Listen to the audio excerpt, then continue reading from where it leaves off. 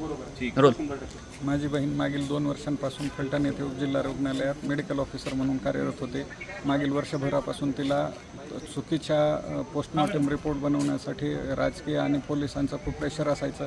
तिनं ते आमच्या दुसरी बहीण मेडिकल ऑफिसर आहे, तिला ते सांगायची, परंतु एवढं असेल असं वाटलं नव्हतं. परंतु शेवटी त्या त्रासाला कंटाळून आणि तिला कदाचित सहन झालं नसेल, तिनं काल आत्महत्या केली. आणि हातावर ज्या पोलीस अधिकाऱ्यांचा तिला त्रास होत होता त्यांची नावे लिहिली आहेत. तसेच मागील 2 वर्षापासून ही तक्रार करण्यासाठी तिने DYSPला लेटरही लिहिलेत. त्यांची आवक म्हणून रजिस्टरलाही झालेली आहे, पण त्यावर कोणतीही कार्यवाही आजपर्यंत झालेली नाही. त्या काही हे करण्यासाठी तिनं RTIमध्ये हे टाकलं होतं, परंतु त्याचाही तिला काही उत्तर भेटलेले नाही. सातारा जिल्ह्यातील फलटण येथील उपजिल्हा रुग्णालयामध्ये डॉक्टर महिलेने सुसाईड नोट लिहून आत्महत्या केलेली आहे. या सुसाईड नोटमध्ये पोलीस निरीक्षक गोपाळ बदने यांनी लैंगिक अत्याचार केल्याचं तसंच प्रशांत बनकर याने मानसिक त्रास दिल्याचं नमूद केलेलं आहे.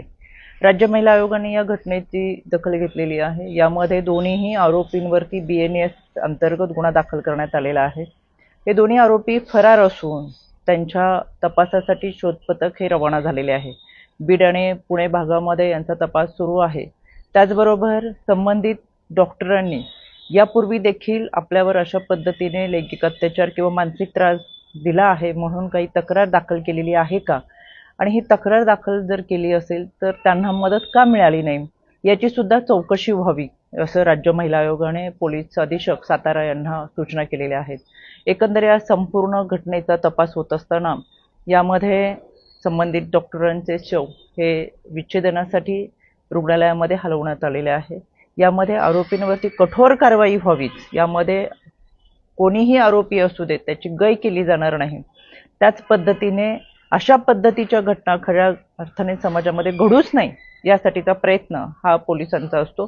पण रक्षक म्हणून कार्यरत असणाऱ्या पोलिसांनीच भक्षक म्हणून जर कोणाच्या हत्येला कारणीभूत होत असतील तर अत्यंत दुर्दैवी आहे, संतापजनक आहे. या आरोपींवरती कठोर कारवाई ही होईलच, यासाठी राज्य महिला आयोग पाठपुरावा करेल.